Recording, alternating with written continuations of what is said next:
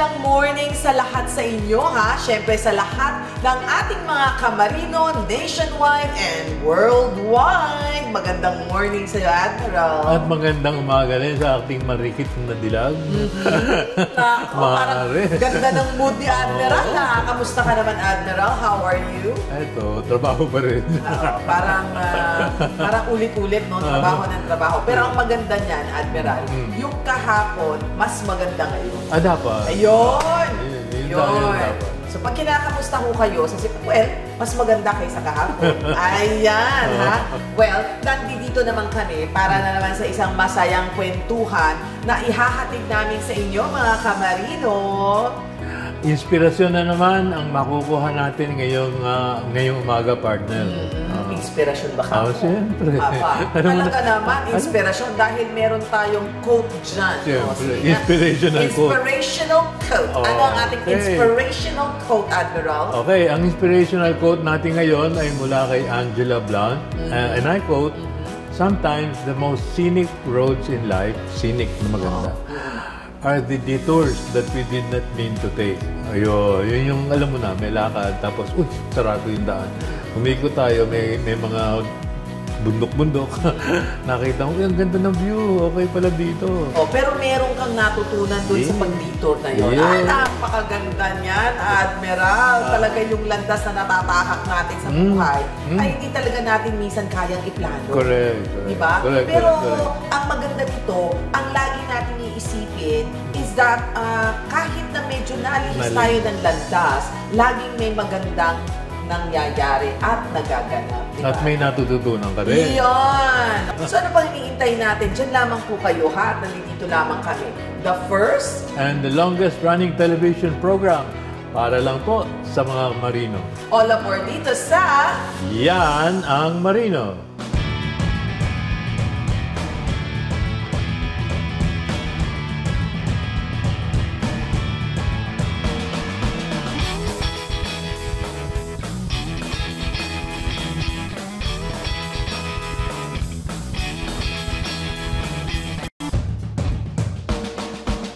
This portion is brought to you by GCash.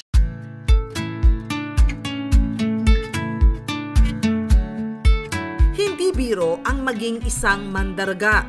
Kaakibat ng propesyong ito ang pagiging malayo at ang kawalan mo ng presensya sa pamilya. Madalas ay wala ka sa mahahalagang pangyayari tulad na lang ng mga birthdays, panganganak ng iyong asawa at kung minsan maging sa pagkawala ng mahal mo sa buhay. Ilan lamang ang mga yan sa mga hinaharap na hamon ng isang marino. Ngunit anumang hirap at bigat ng buhay ay gumagaan kung mayroong kang responsableng katuwang. Nakilala namin ang retirado ng marino na si Chief Engineer Hereberto Velez at ang kanyang may bahay na si Ginang Marieta Velez.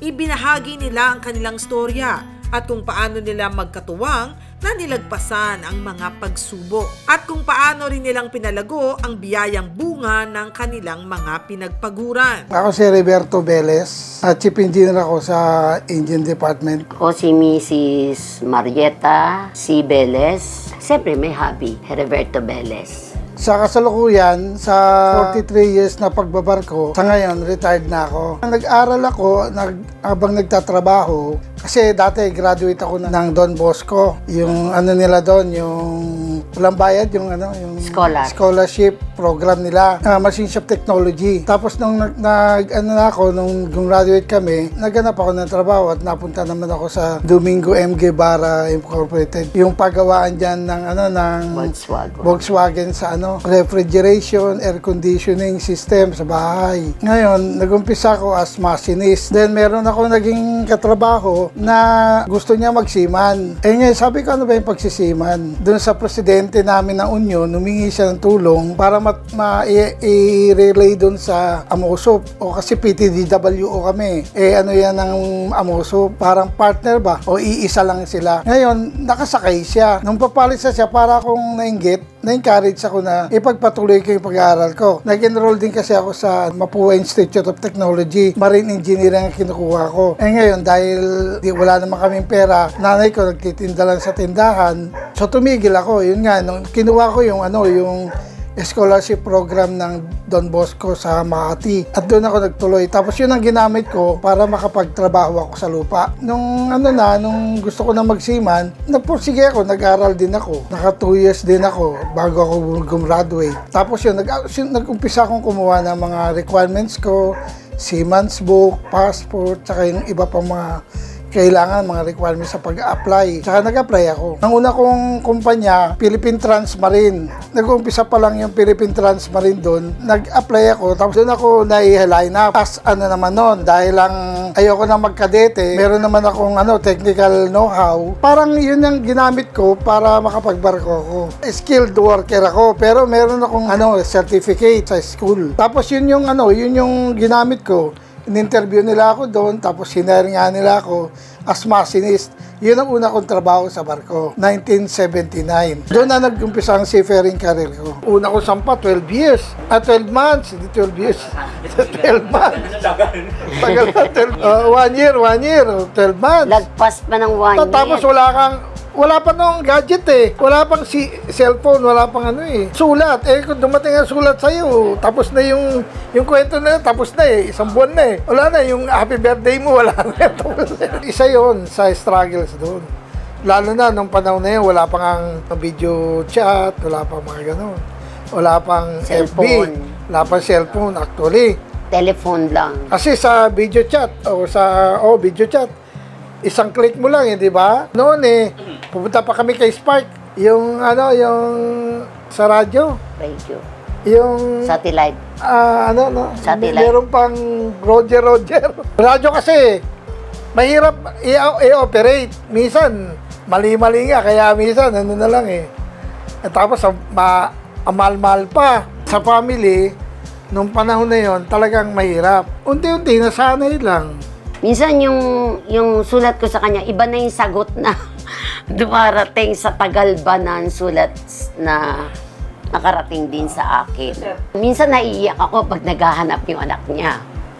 Sabi ko, nagtatrabaho si Papa sa barko, para may pambili ka ng milk mo, ng toy mo, ganon. Tsaka pag may nakita daw aeroplano.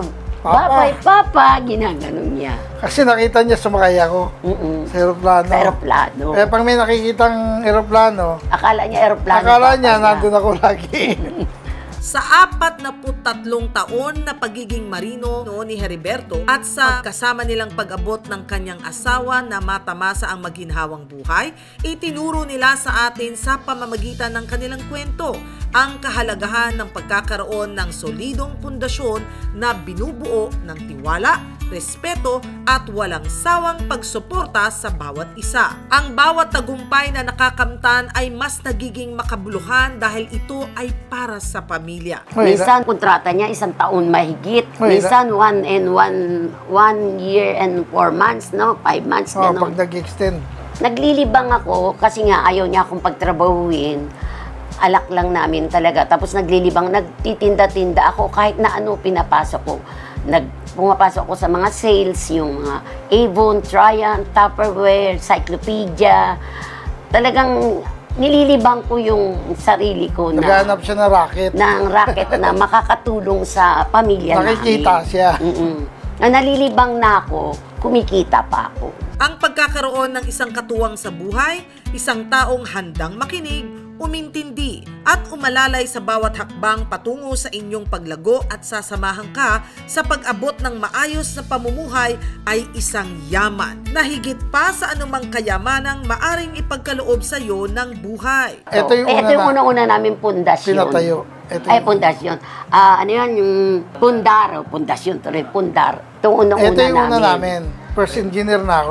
Nung unang tayo nga itong bahay na to, may extension na nga ito ngayon Noon, maliit lang. Tapos utang pa to sa SS noon. Tapos saka na lang kami nakabili ng iba. Yung bumili kami ng sasakyan. Hindi pa yan yung iniisip namin. Yung kikita kami. Kaya bumili kami noon yung Kia, yung sedan. Tapos ginawa namin taxi yun. Diba? Self-liquidating item. Napagtapos namin yung 3 naming anak sa pag-aaral nila. Ngayon may kanya-kanya na rin pamilya. Minsan naman, napuntahan namin yung kapatid niya, dinalaw namin dun sa Anong Rosario, anong lugar yung kanila? Salinas. Pinuntahan namin. Ngayon, lakad-lakad ako. Tapos may nakita kong parang subdivision. Dahil medyo nagandaan ako. Kasunod ko pala yung bilas ko. Tinanong ko, yung pangalan niya Regino. Regino, ano yung mga yun? Yung mga bahay na yan? Subdivision na, kuya.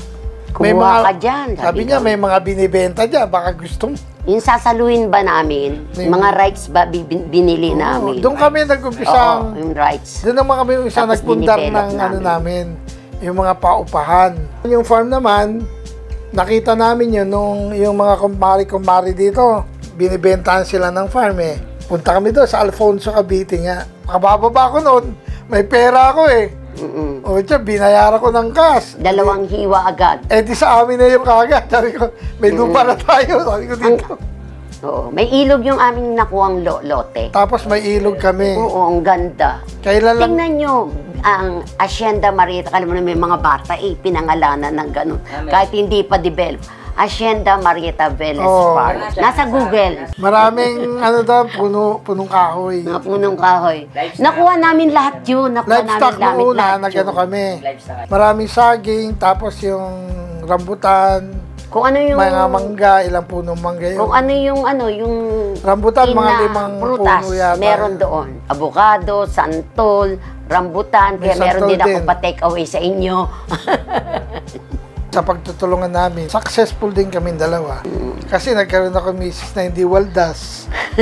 Hindi, maraming misis na padala ng pera. Kung saan ginagastos, di ba? Pampaganda, pampano. Minsan, kung saan naglalamierda, kasama yung mga kumari niya nagmamarites, mga ganon, di ba? Siya hindi. Pag pinadala mong pera, ginagamit niya yung talento niya para paramihin yung pera. Ang tagumpay sa buhay, lalo na sa konteksto ng pagiging mag-asawa, ay hindi lamang nasusukat sa material na yaman sa mga natatamasang kaginhawahan. Ito ay nakikita rin sa kakayahan ninyong manatiling magkasama. Kaya sa mga kapwa nilang mga kamarino na nagsusumikap rin sa buhay, ito ang kanilang mensahe. Sa akin, ang payo ko sa mga kadete, dahil bago pa lang sila, ibigay nila yung sa trabaho, yung potential nila. Yung wag bang mahiya. Tsaka yung paggalang lalo sa mga nakatataas na opisyal. Number 1 yun, yung respect. Pangalawa, yung sinusweldo, ipunin. Di ba? Kung di man ikaw mag-ipon, nanay mo o ate mo o ano mo, basta may bangko ka na pwede mong ipadala doon yung perang, yung sumusobra din sa barko. Yung pag-handle ng pera, tumulong ka sa asawa mo para hindi lahat ng gastos nyo sa bahay, sa allotment mo lang kinukuha. Para magkaroon kayo ng savings ba na konti na nakakatulong ka sa asawa mo. Iwasan ang bisyo. Kasi yung iba, di ba, may ibang babae may bisyo, ganun. Para lang malibang, ganun. Imbis bisyo, negosyo. Ang number 1, honest, faithful sa pamilya mo. And pinaka number 1, siyempre si Lord, hingi ka ng gabay para gumanda ang pagsasama nyo. Naging maganda ang pamilya nyo. Natutuwa naman ako at nandito ako. Kagaya na nangyari sa kanya, buti nga nandito ako noon nung madisgrasya sa farm. Napako siya, tapos namagaya yung paa niya, tapos inopera siya, tapos naputulan siya ng isang paa, na isang daliri. Kasi diabetic Kasi kung wala ako dito, sino mag-alaga sa kanya na, yung mga anak ko puro may trabaho. Di ba? Gusto ko namang magbakasyon ng matagal-tagal. Ngayon nga, umabot na nga ng almost 2 years na nga. Nandito pa ako. Pero hindi naman ako nagsisi. Kasi, na-spend ko yung time ko sa kanila Oo, tapos nagkaroon pa kami ng apo sa tuhod. Yung first apo namin ng ECE, nag-asawa na. Kaya tuwan-tuwa siya kasi kamukha niya. Sa akin, Kaya po na kayo sa retiring tuhod. for good na rin.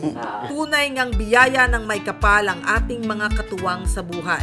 Madalas natawid dagat man ang distansya mula sa isa't isa, ay hindi ito naging hadlang upang magkasama nilang matagumpayang paunlarin at pagyamanin ang kanilang binuong pamilya. Nagawa nila ito ng walang inaasahan at sandalan na iba, kundi ang isa't isa.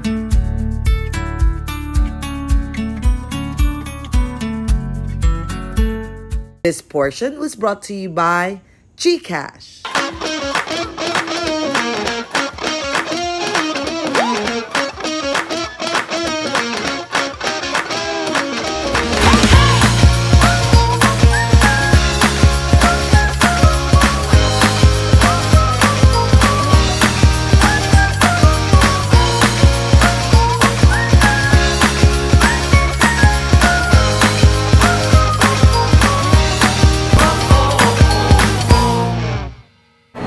Nanalo ka raw sa promo?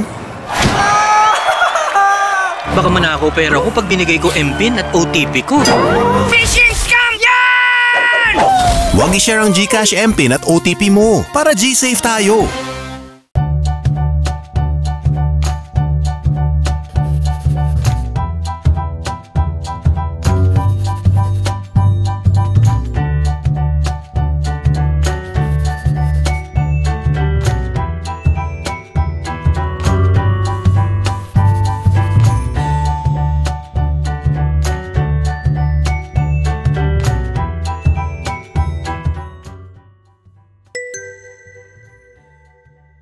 Welcome to the Philippine Trade Training Center Global MSME Academy, your next training and events destination. Step into our inviting space where innovation thrives and connections are made.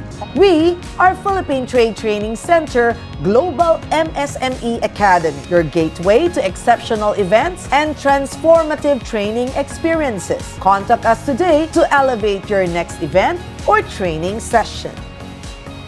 Maritime Academy of Asia and the Pacific continues to sail forward with modern facility, active cadet sponsorships, advanced education and trainings. And as the premier maritime academy in the country, be a future world-class marine officers.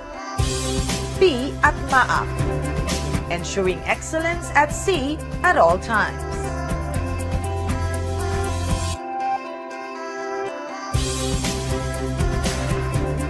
Ang bawat bayaning Pilipinong magdaragat, may kaagapay, may kaibigan, may kakampi, may kasangga, may kabalikat. Ang iyong Associated Marine Officers and Seamen's Union of the Philippines. Kasama mo sa tunay na malasakit.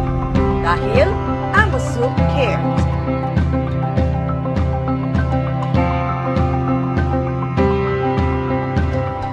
This portion is brought to you by SM Supermalls.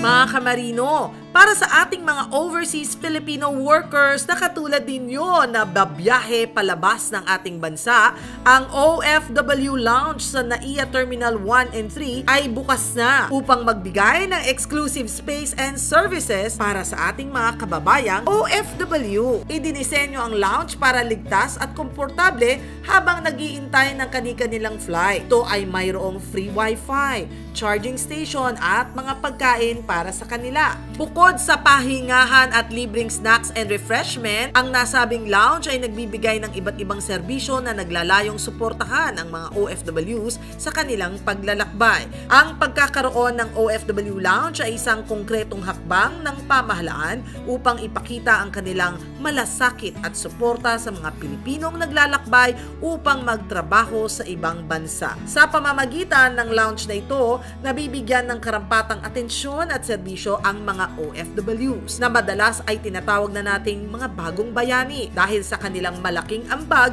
sa ekonomiya ng ating bansa. Sa kabuuan, ang OFW Lounge ay simbolo ng pagkilala ng pamahalaan sa sakripisyo at pagsusumikap ng ating mga bagong bayani. Ito ay isang lugar kung saan sila ay maaring makaramdam ng pag-aalaga at seguridad bago tahakin ang kanilang landas patungo sa kanilang mga destinasyon.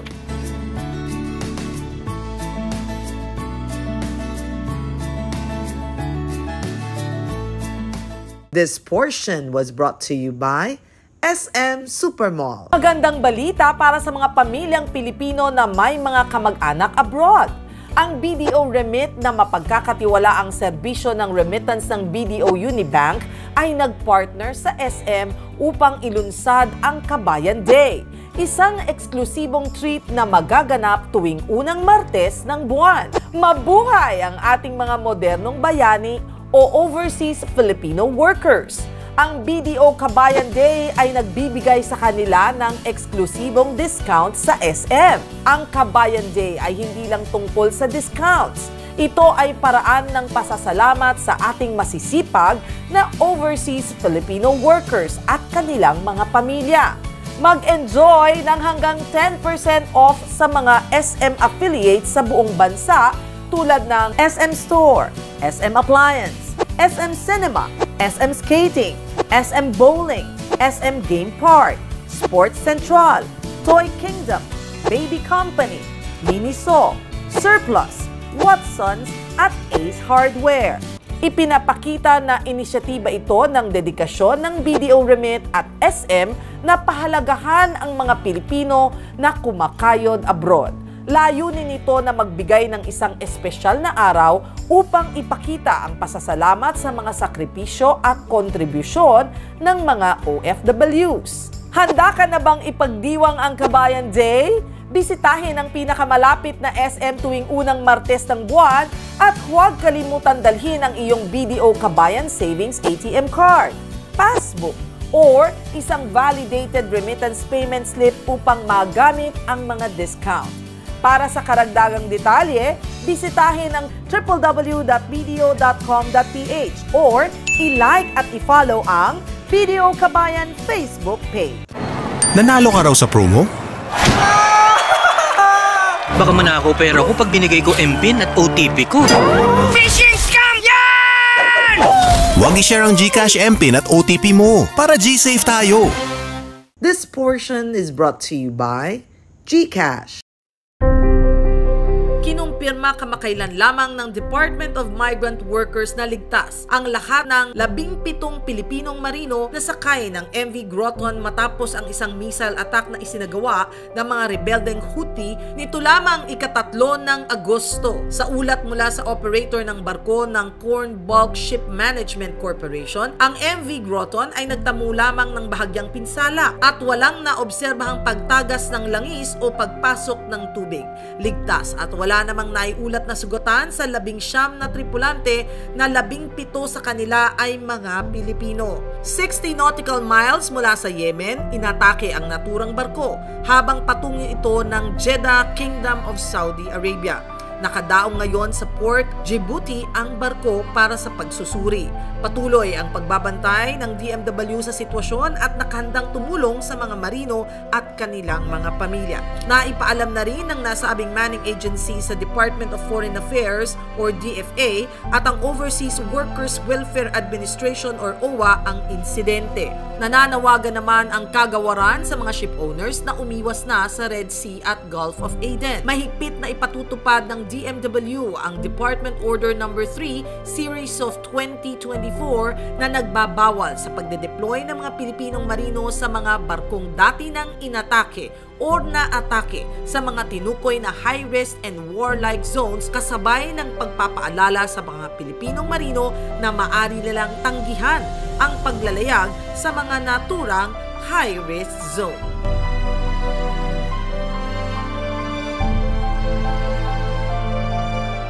This portion was brought to you by GCash. The Maritime Academy of Asia and the Pacific continues to sail forward with modern facility, active cadet sponsorships, advanced education and trainings. And as the premier maritime academy in the country, be a future world-class marine officers. Be at MAAP, ensuring excellence at sea at all times.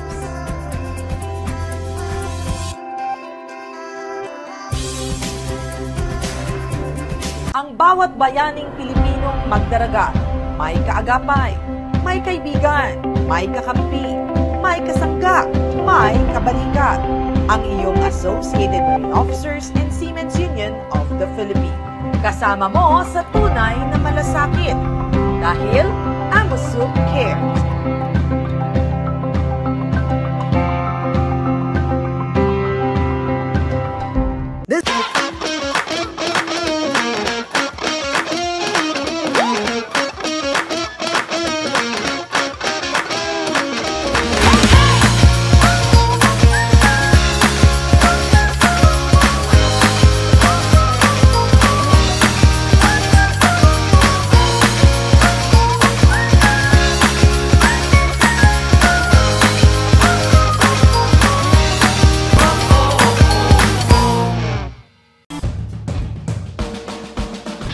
O Admiral ha, talagang proven pag may sipag, may tiyaga, talagang may nilaga. Oo, O itlog. Tama yan. Tama yan, tama yan. Pero hindi itlog ang kanila, mas marami. Mas marami. Diba?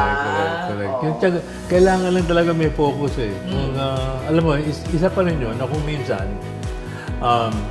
nagbarko ka, sige, barko ka ng barko, mamaya naisip mo na, parang hindi na ito yung gusto kong mangyari sa buhay ko. So, parang improvement sa sarili. Totoo. And then, you're able to refocus. Pag nag-refocus ka, mas maganda pa yung kalalabasan. That's very true, no? Yeah. Oh, pero sa akin, dagdagan nyo ng panalig sa Panginoon. Siyempre. Oo. Sa lahat mga nang gagawin. Oo, sa lahat ng gagawin very dapat. true. Correct. Well, anyhow, tingnan mo nga naman, oras talaga mabilis. Oo, hindi namin ma-stop ang oras. Ang orasan talaga nag-tik-tak, tik-tak, tik-tak. Pero next week, huwag niyo pong kalimutan. Samahan pa rin kami sa ating The First and the Longest running television show para lang po sa ating mga marino. Pero huwag kayong malulungkot ha, dahil meron pa tayo next week. Okay, kung nalungkot kayo kaagad, na wala pa yun next week. Oo nga. Meron naman tayong live streaming That's na very makikita true. ninyo. Oo, saan nga yan? Punta lang kayo sa ptvnews.ph/livestream. Tapos, doon din po huwag niyong kakalimutan. Yes! Kung sino may-ari nung... Sino nga ba? Kung sino yung may-ari nung... My channel! That's mine! Mariaw Channel! Ayan, mapapanood niyo yan. Wala kayong choice kasi May sariling my channel. May sariling channel. At syempre, sa ating Facebook account, yan ang Marino. Diba? Don't forget to like and subscribe. At kung may mga topic kayong gusto, pwede kayong mag-leave ng message sa ating Facebook account. Diba? Okay. So, paano na yan? Next week na. Hanggang next week. Oo. So magre-relax na kami dito, ha? Next week na po tayo muli. But for now, Anchors away. bye everyone! Bye-bye.